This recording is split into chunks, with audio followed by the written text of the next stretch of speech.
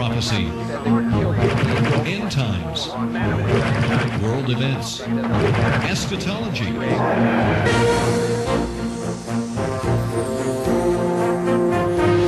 Tomorrow's News Today with Jimmy Phillips.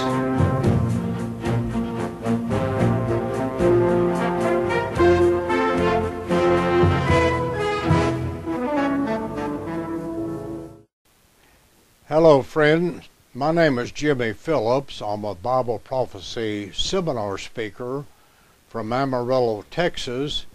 And if you live within driving distance of Amarillo, I'd like to invite you to a Bible prophecy seminar at the Ambassador Hotel the first Monday of every month. The Ambassador Hotel Ballroom is located at I-40 in Georgia, right in Amarillo, Texas. And we have people of many faiths and denominations that attend this. So if you're in driving distance, I have people drive over 300 miles from Colorado and from Fort Worth to be in this seminar on Monday night, the first Monday of every month. We have coffee and iced tea from 6:30 to 7. Then from 7 to 8, I teach on various subjects of Bible prophecy or eschatology, which is a biblical study of last things.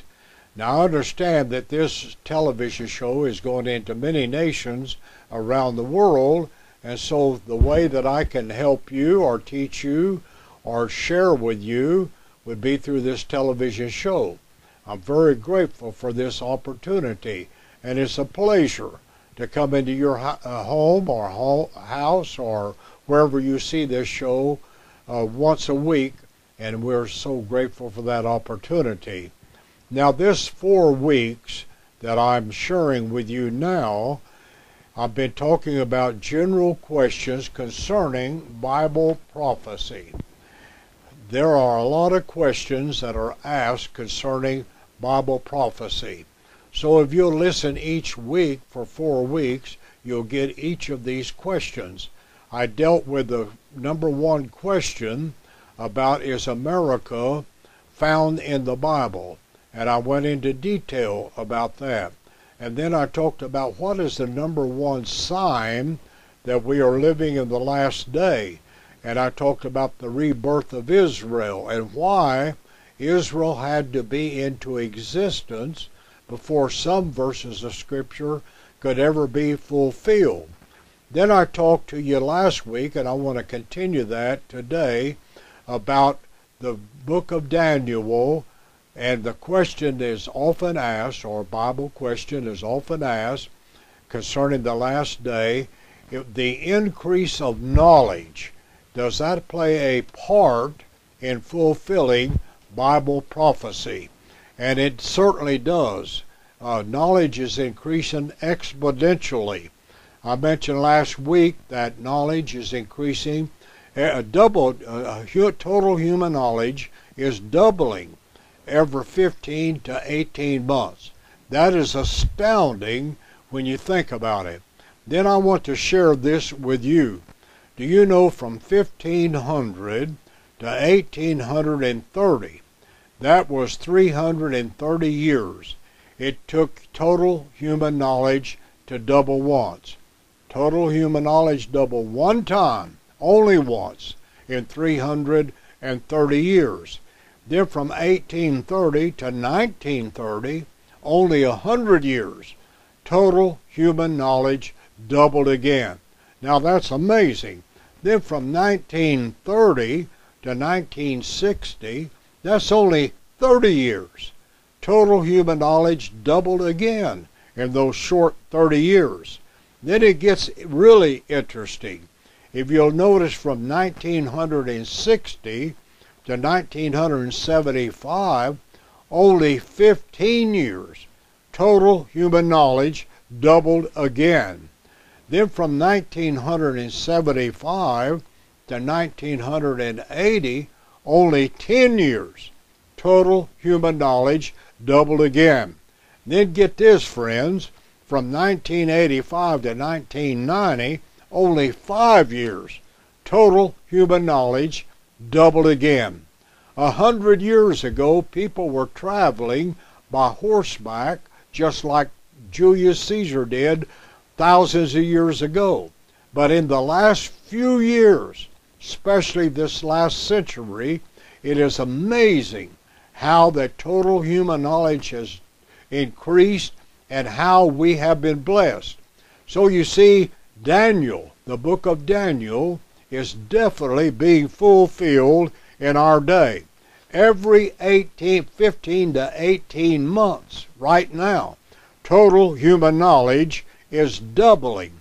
I often ask myself the question, do I know more now than I did 18 months ago? Do I know twice as much?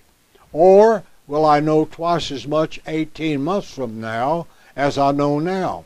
That's the reality of it. And that is a direct fulfillment of the Holy Scripture in the 12th chapter of the book of Daniel. So you see, friends, general Bible questions are being asked. And that's one of the questions that is asked so very often. Now, someone asks the question, and I get this asked to me very often, is our society declining morally? Is there a downward slide, and is that downward slide picking up speed? I'm not a bearer of bad news. As a matter of fact, I'm very optimistic about the future, because I know who holds the future. But at the same time, friend, I am a realist, and I try to stay with things that are total reality. And when the question is asked, is our moral decay increasing? Is downward slide of moral decay? The question is yes, even though I am an optimist and I'm not a pessimist. I'm not a prophet of doom. I'm not a calamity howler, but I teach exactly what the Bible teaches. We have the abuse of the viciousness of crime is picking up. We have the abuse of drugs today more than ever before. We have the proliferation of pornography today more than ever before. We have an open acceptance of an unnatural lifestyle in the world today more than ever before. We have an unprecedented divorce rate in America and around the world. We have apostasy as never before on every hand. People that have lived for God for many years are falling out and denying their religious belief and denying Christianity and denying the Bible. So yes, that question is being answered with a yes. The proliferation of moral decay is increasing more than ever before. There are clear signs in the Bible that talk about this. In 2 Timothy chapter 3, in 1 Timothy chapter 4, in 2 Peter chapter 3, in Jude the first chapter, it talks about this moral decline in the world of the last day, and these are clear signs. Listen to the words of Jesus on the Mount of Olives when he gave the Olivet Discourse in the 24th chapter. He said, sin will be rampant everywhere, and the love of many will grow cold. So Jesus was talking about the last day. Now, ladies and gentlemen, let me give you some clear signs from the Word of God that of the general questions concerning Bible prophecy and are we living in the last day. Number one, we know we are, because Ezekiel chapter 36 said that Israel would be returned to her land. And so Israel is there, and the land of Israel exists now since 1948. We know that the prophetic nations are in alignment with the European Union, like the Bible prophesied in Ezekiel chapter 38, verses 1 through 6, and in Ezekiel 18 and Ezekiel 39 and Daniel chapter 9. Talks about the alignment of the nations. I'm giving you a lot of verses of Scripture that I hope that you'll take time to read in your Bible. But you know, the Bible is giving us clear signposts that we're living in the last day. The Bible talks about the revival of the Roman Empire, or the revived Roman Empire in Daniel chapter 9, or the European Union. The Bible talks about a one world government, a one world economy, and a one world religion. You'll find that in Revelation chapter 13 and in Revelation chapter 12 and other verses of Scripture in the book of Revelation. These are clear signposts that we're living in the last day. So I'm talking to you these 4 weeks about general Bible prophecy questions. And one is, are we living in the last day? And this moral decline and the signposts that we are living in the last day. Then the Bible tells us in 2 Thessalonians there would be great apostasy in the last day. And the Bible says in 2 Timothy that we would live in perilous days. I'm not a calamity howler like I mentioned a while ago, but I'm here to tell you we're living in perilous days. You can know Jesus and have peace in your heart, and He will come into your heart, and you can know Him and know your destiny. Then there is another question that's asked in these general questions concerning the last day. What should we do if we believe Jesus is coming soon? This is a question I ask myself every day. What should I be doing if I really believe in my heart that Jesus is coming soon? First of all, if I didn't know Jesus, I would find Him as my personal Savior. Then secondly, I would reach out to others. Ladies and gentlemen, there are 7 billion people on this earth. 1/2 of the world's population has never heard the name Jesus. That is a staggering thought. I preached for Dr. Cho in the world's largest church in Seoul, Korea, with 750,000 members when I preached for him. Dr. Cho told me that 90% of all of the unsaved people in the world, as we understand saved and unsaved, are in Southeast Asia. It's staggering to realize that 50% of the world's population has never heard the name Jesus. 90% of all scientists that have ever lived are alive right now. 1/2 of the world's population is under 30 years of age. So when I ask myself the question, what would I do and what should I do if I really believe the Lord is coming soon, then I say evangelize. That's why churches should preach the unadulterated Word of God. That's why churches should give a general invitation and make sure people understood what they were doing, give them an invitation to accept Jesus as their Lord and their Master. We are living in a day when we need to evangelize the world and reach the lost at any cost. So the world is growing faster, unfortunately, than we are reaching them with the gospel. So that tells me that we are at the end of the end time. Now, we're seeing things happen today as never before.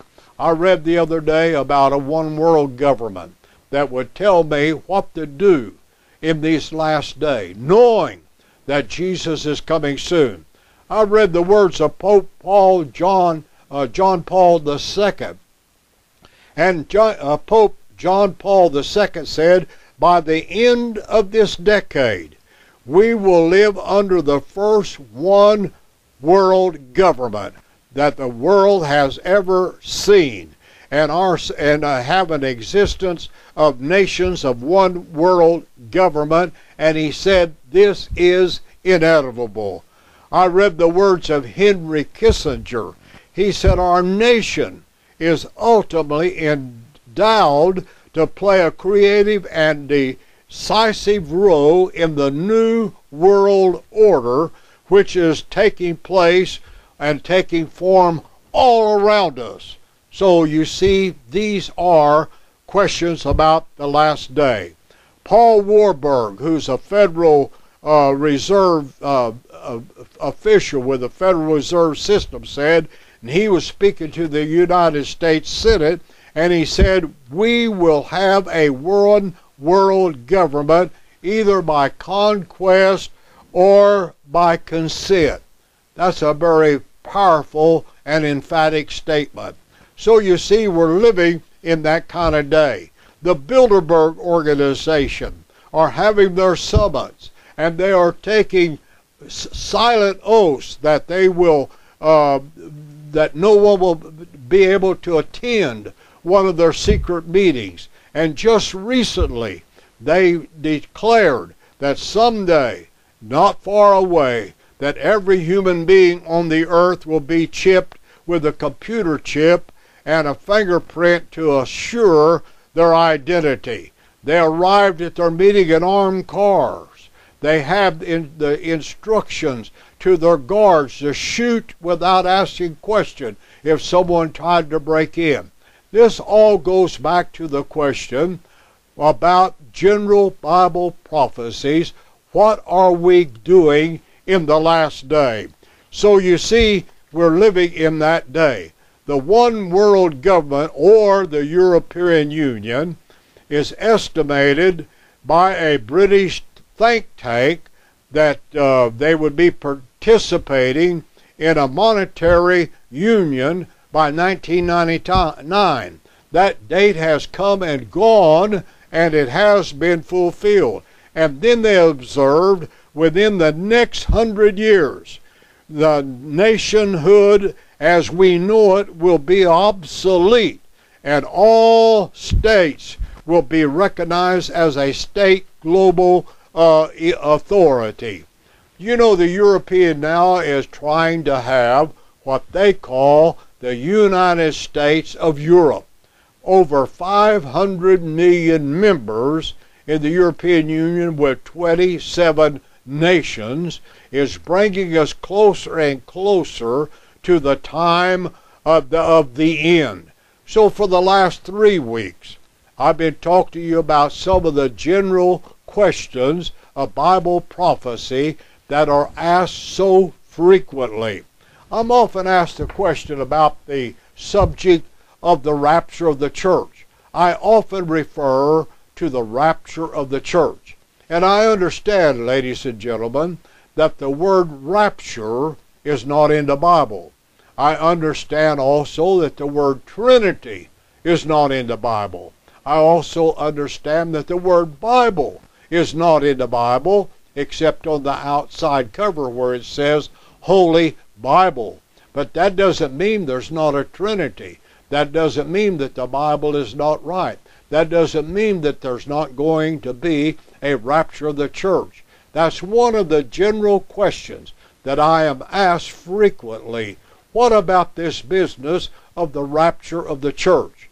Back in the 1400s, a Catholic man, bishop, by the name of Jerome, he wrote the Latin Vulgate Bible. And in 1 Thessalonians, he used the word rappiamur. Rappiamur was a word that he used for rapture. We don't use that word in our Bible. We just use it as a reference to what is going to happen. But in 1 Thessalonians chapter 4, the Bible says, the trump of God shall sound, and the dead in Christ will be resurrected. And we which are alive and remain shall be caught up. And that's the key word. Caught up to be with him forever, and there shall we ever be with the Lord. Then if you read the book of Revelation, and understand, ladies and gentlemen, that the book of Revelation is written in chronological order. You go to the 4th chapter of the book of Revelation, the Bible says, come up hither. And then it's the 6th chapter of the book of Revelation that the seals are open, the 4 horsemen of the apocalypse, and then the 7-year tribulation period on this earth, chapter 6 through chapters 18. So when this is a general Bible question that is asked, and that's what I've been dealing with on these last 3 weeks, are general Bible questions that are asked, and the rapture of the church seems to be one of the prominent ones. I want you to know this, that the twinkling of an eye, according to General Electric, is 11 1,000th of 1 second. That's pretty fast. And so General Electric talked about how fast a twinkling of an eye. The Apostle Paul talked about the twinkling of an eye. We are going to be caught up to heaven, come up hither in a twinkling of an eye. That's an exciting thing when you think about what is going to happen and the future of the Christians, the future of the church, or the bride of Christ. So I say to you, friend, you can be one that is caught up. You can be in the rapture of the church. You can be prepared to meet him in the clouds. I say this, there are 2 ways to get to heaven if you're a Christian. One is through the grave, and one is through the rapture of the church. I hope to live that I can go in the rapture of the church. So I use a word that is foreign to some people, and some people don't accept it, but I use the word imminent, the imminent return of the Lord Jesus Christ. Speaking of general questions about the Bible and about the end time, the word rapture is one of those general questions. It may be that you're living somewhere and you've never heard this about the rapture of the church. It may be that you're going to a church that never preaches Bible prophecy or never preaches about the rapture of the church. But I want to encourage you to accept Christ and to get into a Bible-believing, Bible-preaching church that teaches the fundamentals of the Bible.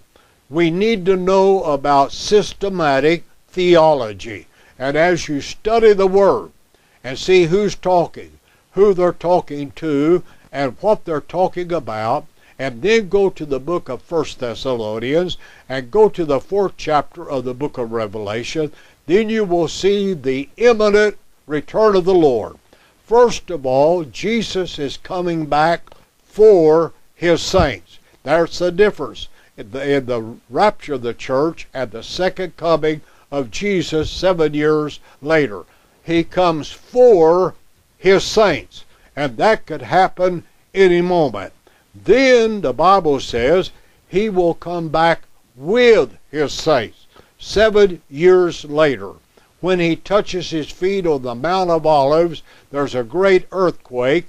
Then he goes into the Jerusalem and sets up on the kingdom of his father David and fulfills the words, the prophecies of the archangel Michael that he gave to Mary, that his kingdom would be without end, that she would bear a son and his kingdom would be without end.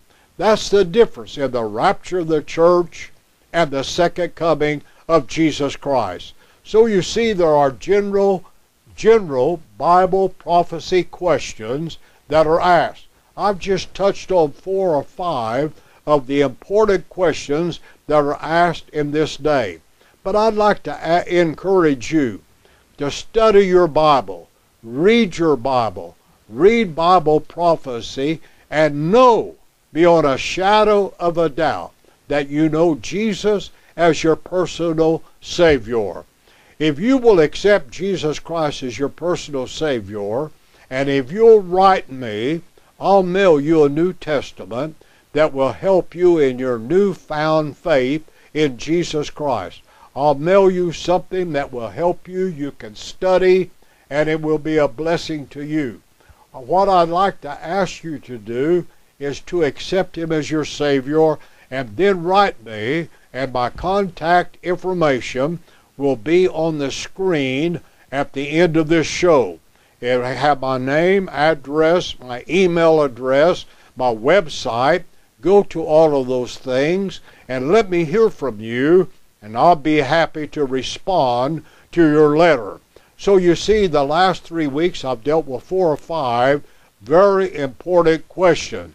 Next week, part number 4 of general questions about the Bible prophecy and the end time. I will be answering other questions and talking to you about other questions concerning the end time. It's been a pleasure to be into your home these past 3 weeks, and I appreciate the opportunity to bring you the Word of God of Bible prophecy. The people who sponsor this show have asked me to teach on Bible prophecy. I do have some production costs. I do have additional expenses. If you feel led of the Lord to help me with this endeavor financially, it would be appreciated very, very much. But I will come into your home again this time next week, and I will talk to you about general questions concerning Bible prophecy. Now, if you don't know the Lord, let the Holy Spirit speak to your heart. I pray, and I pray before I do this show. I pray every day about these TV telecasts. I pray that the Holy Spirit would get a hold of your heart and grip your heart and bring you to a saving knowledge of the Lord Jesus Christ. I feel right now that the Holy Spirit is dealing with hearts around this world as they listen to this show. I feel the Holy Spirit is speaking to you. And mister, lying on that couch or sitting there before your television, the Holy Spirit is speaking to you to accept Christ. Will you pray something like this?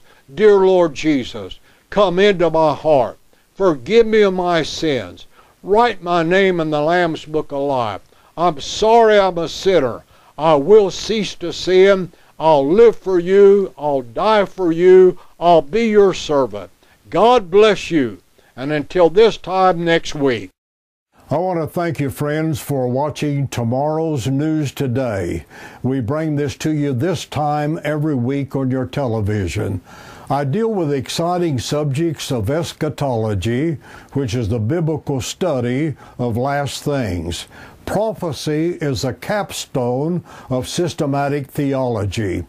If you have accepted Jesus Christ as your personal Savior, I'd like for you to write me so I can mail you a New Testament.